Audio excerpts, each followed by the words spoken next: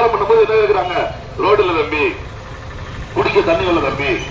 நேற்று ஒரு ஊர்ல எங்கேயோ பேசிட்டு இருக்கிறேன், சேந்தமரம் வர்ற வழியில குலசேகரமான நினைக்கிறேன் அந்த ஊரு. நின்று பேசிட்டு இருக்கிற திடீர்னு ஒரு 100 பேர் வந்து நின்றுட்டாங்க. பேசுகிறோம் எங்களுக்கே ஆச்சரியம் போச்சு. காசு கொடுத்தா ஒரு கூட்டம் திடீர்னு வந்து நிற்கிற அப்படின்னு. அப்புறம் பேச ஆரம்பிச்சு அவங்க சொல்ற ஒரே வார்த்தை, யாரு வந்து இங்க நல்ல தண்ணி வர போறதுங்கிறாங்க.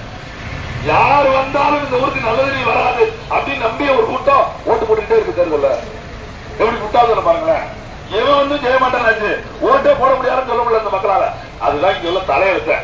எவன் வந்து என்ன ஆக போகுது, நம்ம வளர்ச்சா நமக்கு சோறு. நியாயம் பேசினா இந்த வார்த்தையை பேசிட்டு அந்த ஓட்டுக்கு துட்டு 500 ரூபாய் வாங்கிட்டு ஓட்டை குத்திட்டு கலந்து விடு எவனையும் இருந்துட்டு போறான்.